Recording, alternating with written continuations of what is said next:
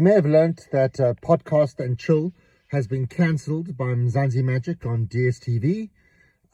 Just interestingly, that particular episode that caused all the furore, where Mac G just an off-the-cuff remark that Minnie Dlamini's cooch, maybe her cooch is smelly, that's why she can't hold on to a relationship. That was the remark that caused all the furore.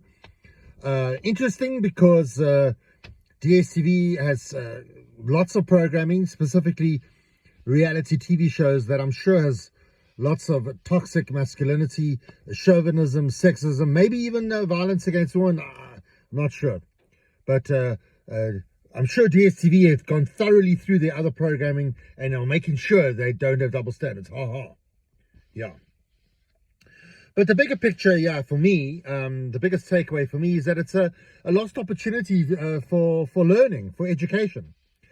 I have no doubt that Mac G and his co-hosts, they've been told that what they did was wrong, unacceptable by the authorities, society at large. But does that mean they necessarily agree that it's wrong? They've been told it's wrong, doesn't mean they understand that it's wrong. And but more importantly, their audience. Do their audience understand that this kind of toxic masculinity is unacceptable? And the thing is, with toxic masculinity, as the same with racism, it's ingrained, it's learned behavior through the way you brought up your role models, your parents, your family. It's learned behavior. This kind of thing is not going to just go away. Just by cancelling his show, his podcast on Mzanzi Magic, he's probably learned nothing. And that's the problem. And his audience perhaps have learned nothing. Just to be told that it's wrong or it doesn't mean you understand necessarily. And because it's such a deeply ingrained kind of belief or attitude, I should say, it's not going to just go away by being told, by cancelling it. You need to learn.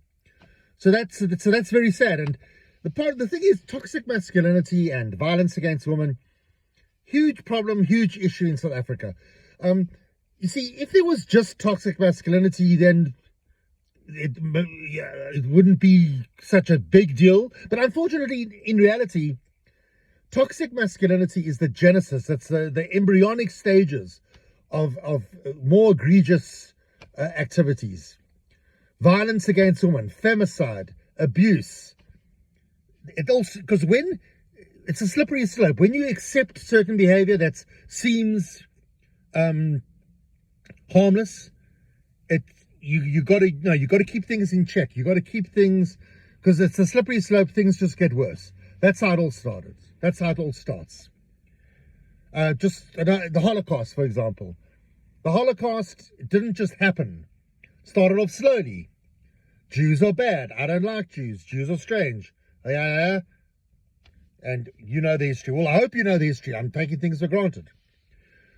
So as I said in a previous episode, a better way to have dealt with this, a great opportunity would have been for Minnie Dlamini to have gone as a guest on the show, on Podcast and Chill with Mac G, and discuss the issue. And just in case you don't know what I'm talking about, Mac G made an off-the-cuff remark that I can't remember if I've mentioned this or not. This is now my 10th take on this episode because I've run out of storage space on my phone.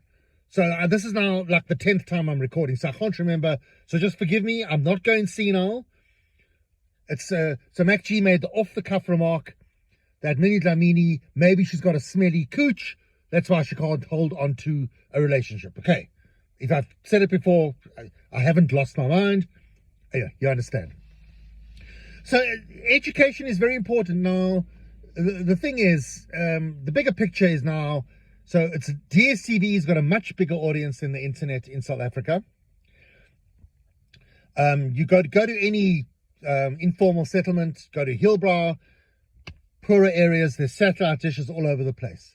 So it's a great pity because Mac G's show, it's a success story. It's a wonderful success story.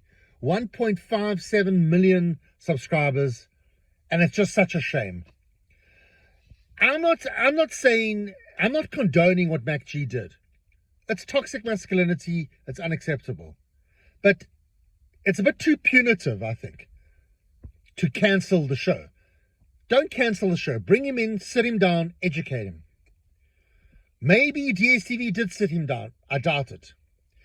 That particular show with the Mini Dlamini comment turns out wasn't even aired originally on DSTV. How about that? I don't know how it works. Maybe there's a delay, so DSTV don't get the things live. They get recorded. So when they heard about the Mini Dlamini, they didn't play it. And that's their prerogative. But toxic masculinity in South Africa in particular, it's a huge problem. It's rife. I know stories. I know stories. Young boys, young men at school. This is 15-year-olds, 16-year-olds. They ask a girl out. The girl says no. They don't take no for an answer. They hound. They harass. They nag. I heard a case of a boy following the girl into the girl's toilet, into the cubicle, to plead with her, please go out with me. How is that relationship going to work? Have you not thought, how is that relationship going to work? You had to nag her to go out with her. You had to follow into and now you're going to change her mind. The mentality is scary. These boys need to be educated. I'm thinking I must take my daughters for martial arts. My daughter did judo. She got tired of, I think, Krav Maga. I think I'm going to take them to Krav Maga. Kick these boys in the testicles. That's what I say. It's unbelievable. Recent incident, true story. My 18-year-old daughter, I don't know what it is with her. She's obviously got this look that attracts these arsehole predators. She can't go into a shop without being harassed. These men make noises with their lips and they stick their tongue to the finger, so they're mimicking like cunnilingus. You mimicking cunnilingus to a strange young girl in a shop. Where do you think that's going to lead? Are you going to sweep her off her feet? Is she going to fall in love with you? Is she going to fall into your arms and just get into the coital position in the shops or in your car? Oh, where is this going? Why do these men do this? What is the thought process? Do they just want to be a nuisance? Where is this relationship going, I ask you? If that's where you want to start. True story. Virgin Active Gym. My daughter, my 18-year-old daughter, she's in a Zumba class. Don't ask me what Zumba is. Okay, it's a class. You're dancing around. You're making funny movements. This man's got his cell phone. He's filming her the whole time. She's looking. She should have looked. The instructor should be aware of these things. But that's another story. Gets worse. He follows her into the car park. This is at night. It's dark. Luckily, she was with her friend. Her friend just got her license. Her friend going to her friend's car. This man approaches them. Oh, are you in the Zumba class? Trying to chat them up. It's dark in a car park. Do you not think that maybe you scaring these girls? Do you not consider that? Well, congratulations to Virgin Active. They cancelled his membership to all gyms in South Africa. Well done. They checked, my daughter complained, they checked the cameras, they checked the access card, they worked out exactly who he was, and they cancelled him. But I wonder, has he learned anything? I doubt it. He's learned that what he did, they don't like, people don't like what I did. My daughter was saying, oh, no, he's probably in shock. I don't think he's in shock. I don't know this man, but I'm imagining that he's angry. He is the victim. And that is the problem with these toxic men. He probably thinks he's a victim. He's not thinking, oh my God, I've got to pull myself together. There's something wrong with me. No. And that's where an opportunity like the Mac G show is an example of this kind of thing, where it's just become accepted. But there was an opportunity for people to learn. Not just Mac G, but the audience. That hopefully we can learn. I don't know.